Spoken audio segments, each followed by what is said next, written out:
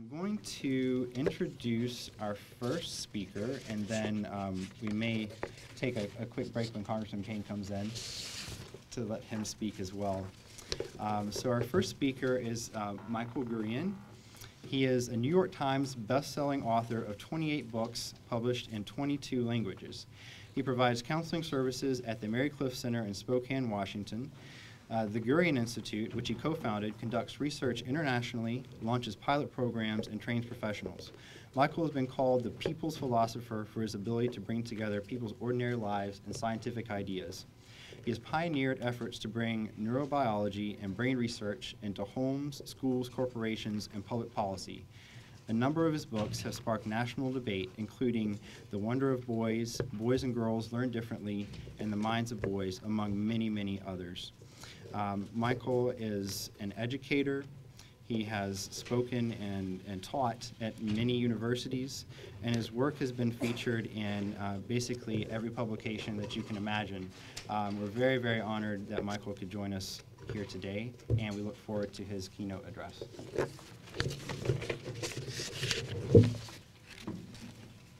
Thanks a lot, Brandon. So you'll notice on this, the cover has a picture not just of boys and so on, but has a picture of a girl. And the reason for that is that, as I will argue, everything we're going to talk about that has to do with boys is impacting girls. So there's no, my stance on this, as you can see from the slide of who I am, I'm in my 30th year of doing this now. About 25 years ago, I used the term the boy crisis, and it kind of moved in. And then the boys movement started, that sort of moved in. And they drift somewhat. And I think one of the reasons they drift is the boys' stuff gets pitted against the girls' stuff, and it becomes all of that. But in fact, everything that we're talking about boys will affect girls. I have two daughters, and they're graduated now, they're in their 20s, and both of them all through are raising them. Would come home from school and say, oh, I am so glad I'm a girl, because the boys around them were having so many problems. So you have fact sheets, and we discovered this about 30 years ago, that the males were going down and females were going up. And obviously we all celebrated that, because I think all of us came through the feminist movement, and all of us were feminists, and all of us were for equal rights. We celebrated it. But the problem started, this crisis actually started 30 to 40 years ago. So I'm going to argue a few things today, very quickly, that I hope will challenge you guys to push forward into maybe some new realms. Number one is that this has gone on now for decades. So we really, really have to catch up to this. And it's going to become, if it's not already an epidemic, it's going to become epidemic. So the idea, we have to get out of the idea, that will mean we have to get out of the idea that the problems that boys have come from something simple. And the simple thing, the popular thing, is gender stereotypes, the masculine role, gender norms. That's the problem. And males don't want to give up privilege, and so therefore they're having all these problems. I will argue that that might apply to about 10% of boys. It's not causal. But that's been the prevailing argument regarding gender, and it's prevailed for a number of very important and good reasons. However, now in 2015, it's dangerous for us to fall back on that and that alone. So what I do is I divide things into nature, nurture, and culture, and the very bottom one of this second slide is Gurian theory, holistic science-based systems theory, nature, nurture, and culture. And my argument is basically that what we're doing is using culture analysis to try to solve problems that are nature-nurture problems. So we're not nurturing the nature of boys, and our analysis is culture, masculine culture, patriarchal culture, whatever is the culture thing we apply. But we're not getting down into nurturing the nature of them. And one of the biggest pieces of proof I have for that is we've trained 60,000 teachers, 2,000 schools.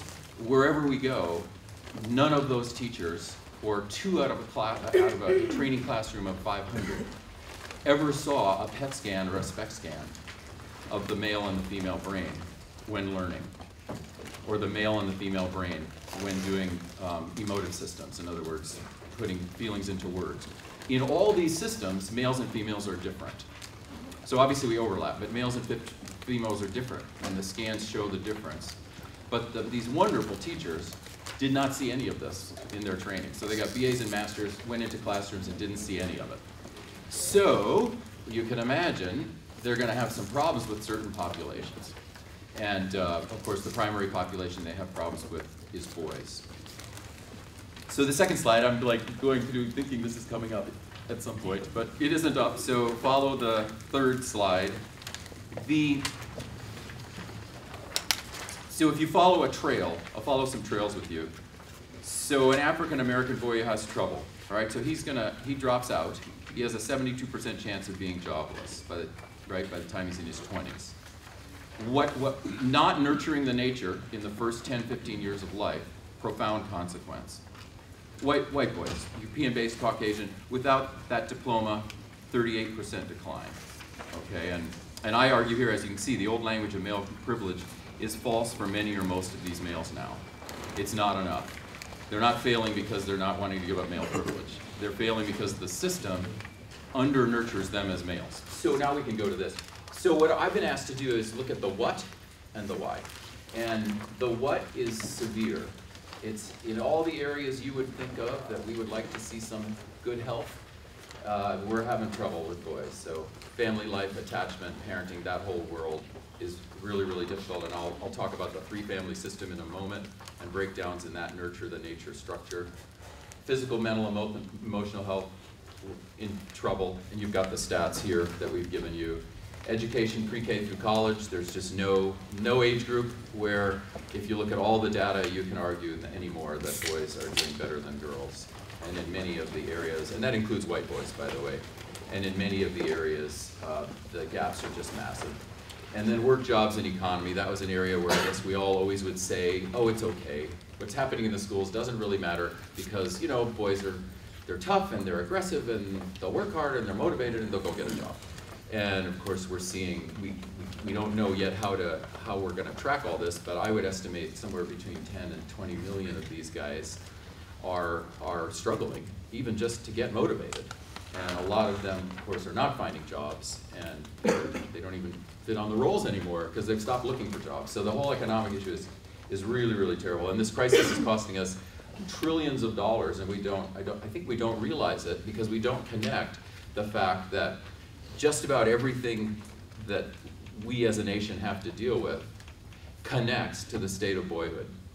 Just about everything we have to deal with connects to the state of boyhood. So anything having to do with crime, criminal justice, corrections, any of that costs so many trillions of dollars connects to how we raise boys. Anything that has to do with domestic violence, violence on college campuses, anything related to women, violence against women, etc., connects to how we raise boys and nurturing the nature of boys. Anything that is related to the economy has to do with how we nurture boys.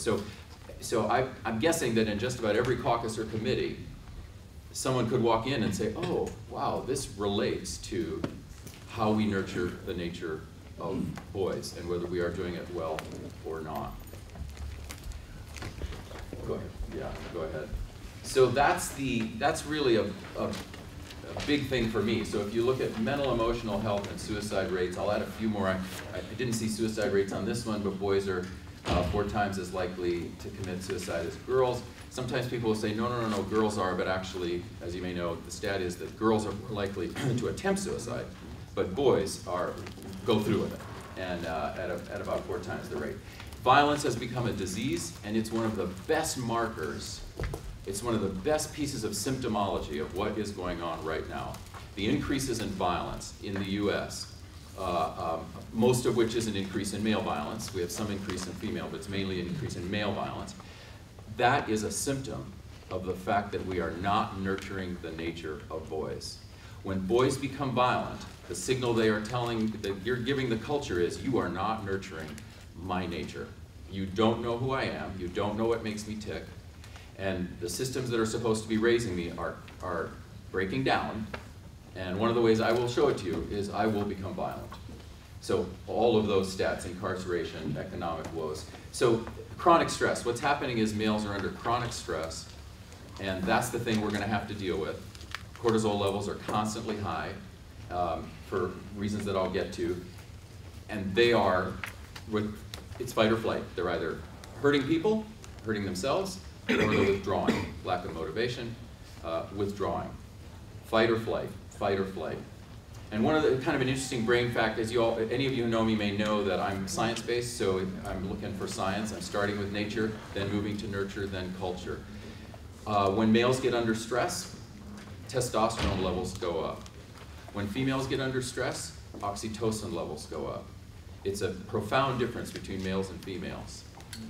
So oxytocin is a bonding chemical. So when females get under stress, they tend to try to bond. It's a bonding chemical. Testosterone is an aggression chemical. It's a fight or flight chemical. So what we should expect, given that that's how we're biologically set up, that won't change. It's been 1 million years of development, so that's how we are. We should expect more fight or flight, more aggression and more withdrawal from males if we don't nurture their nature. And we should not expect, and I don't believe there's any way it will happen, that suddenly we will get as many violent females as we get males. We have to understand what violence is, and as a symptom. Female violence and aggression is going up, but it just is incomparable to the rates for males. So that's a sort of a biological underpinning. So gender equality, the last piece there was gender equality. I really believe that the next step for women's rights, and for all of us who care so deeply about women's rights, really I think the next step is we have to heal what's going on with boys, because we just can't get much more for women. And that will come up even more later. So I started to do this, and I'm going to go down to the bottom one. Well, no, I'll go to the second one. We have to see beyond the 1 million alpha men. Whenever I go, I do 30 cities a year, speaking and so on, and consulting. Wherever I go, someone will say, all of this that you're saying is well and good, but just turn on the television and look, and you'll see that it's all men at the top. So obviously men are doing great. So it's sad about these boys. They're getting 70% of the D's and F's in our schools. It's sad, but it doesn't really matter. And I think what's happened is we've created this illusion of these 1 million alpha men. And I don't know how many there are. There may be 1.5 million. There's 1 million or so alpha men who are at the top. Many are here and they're in this building. Those guys are going to succeed no matter what. They're alpha guys. You could put them in the middle of the desert and they will succeed. We can't judge males based on what alpha males are doing. And we congratulate the alpha males. But these other 10, 20, however many millions there are of these boys that are failing, they're not these alpha males. And they're the ones that are going to not only implode, but also significantly affect our culture in negative ways. So I beg you, see beyond the alpha males. If someone says that to you and says, no, guys are succeeding, use the 1 million alpha males argument. Okay, so in all these cases, as I said, girls and women will suffer too, and the marriage pool is a big difference. Now, I would expect within 10 years, the girls that are now like my grown daughters who are complaining a bit about the marriage pool of males, of young males, I think they're going to really, really be scared, right? Because we have 60% female college, 40% male. And that should be a little scary, but it's going to go higher. And as it goes higher, we have less and less educated males. And this does start way back, early childhood, all the way through. The Gurian Institute does a number of programs with Head Start, with early childhood. And sure enough, when they call us, who are they having problems with? Boys, right? I mean, that's why they're calling, because their boys are getting expelled, suspended, and because the wonderful care providers have never received any training in how the boy's brain works, boy psychology, any of that. So they don't know how to react to these guys. So it's interconnected, male and female. Of course, most of them are female caregivers, so most of them will say things like, use your words. Use your words, right? With 3-year-old boys and 3-year-old girls. And as you may know, who develops that ability later, boys or girls? Boys. Year and a half later. So they've never been trained in anything having to do with male nature, what's going on in the brain, all of that stuff.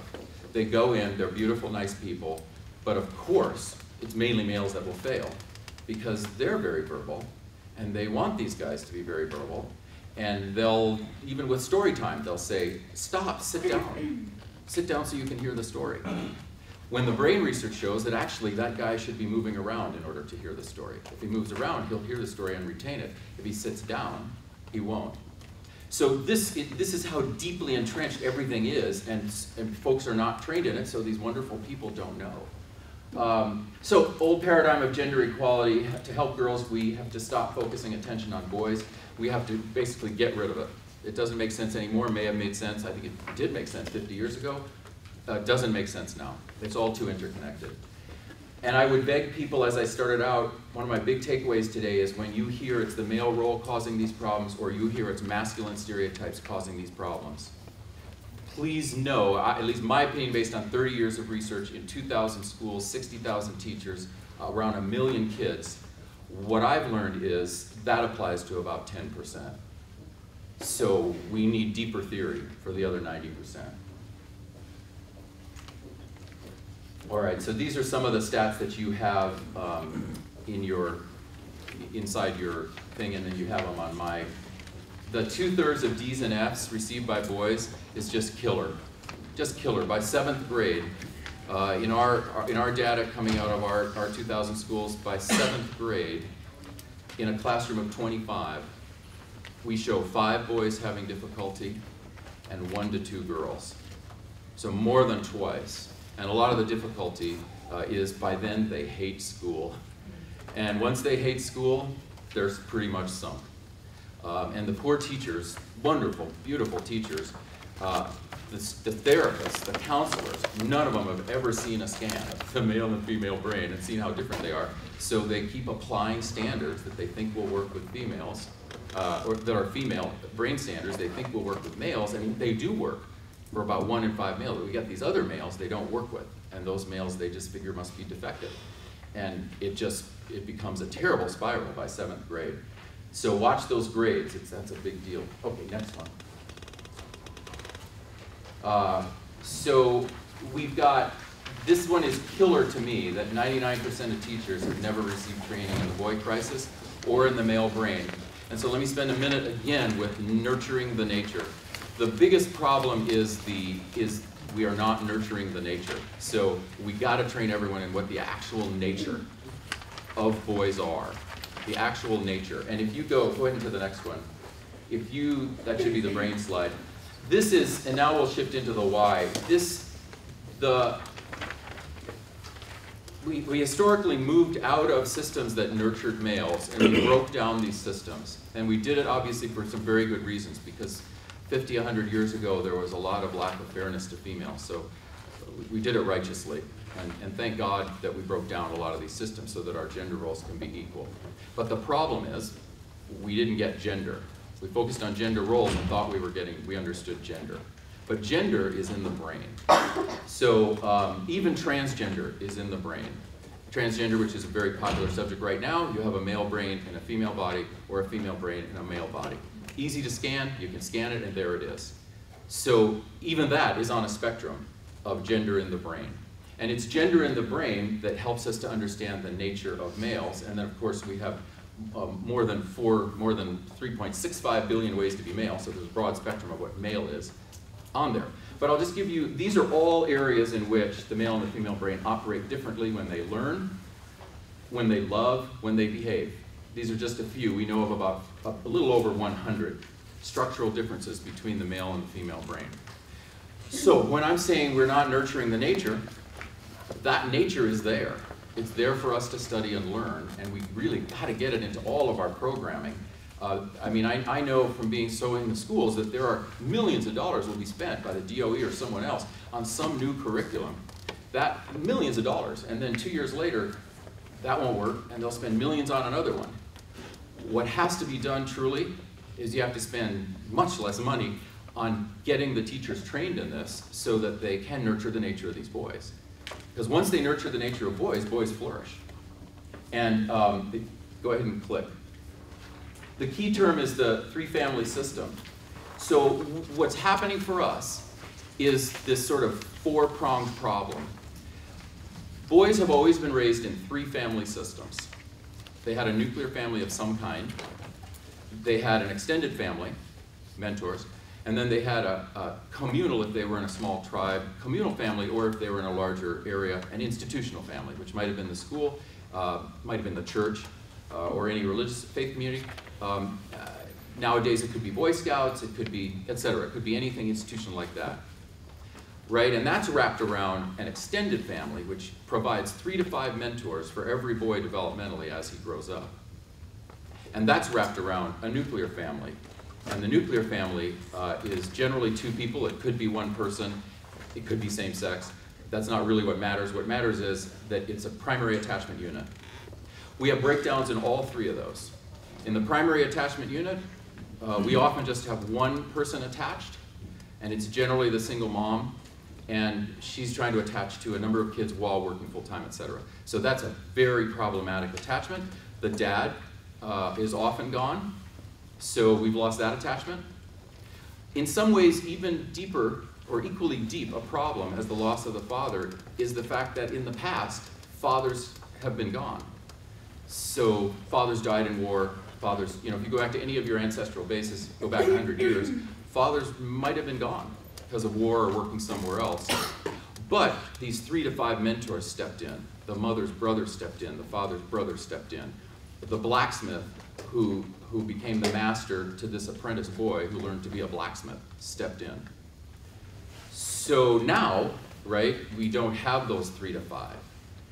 And as every cop will tell you, I was just at a conference last week with corrections and law enforcement. Yep, the people that we see, they're raised by single moms without dad, and they don't have male role models or mentors. So breakdown in first family, breakdown in second family. That male brain is a fragile brain. It needs profound attachment, and we're not giving it that in the nuclear family, and we're not giving it that in what we used to call extended family. I call it second family. And then in the third family, of course, the school systems are not trained in this, so they don't know how to mentor. So the therapists, for instance, in the school systems don't realize that boys, if you want to get at boys, you can't have them come in and sit down and talk. That'll work for 20% of them. The other 80%, we have to train the therapists in how, and the school counselors in how to have them walk around, take a run, play a game, do these other things that will open up their words. So that's I think the huge thing, and I really beg all of you who are stakeholders in all of this to please shift perspective toward the 3-family system and shift it as much as possible away from the simple things like it's because of masculine roles. I beg you, because you'll just get a lot more out of the programs that you guys fund and develop. All right, we have many, many other speakers, and I think the way we have it set up is questions can come after, right? So I thank you very much for listening.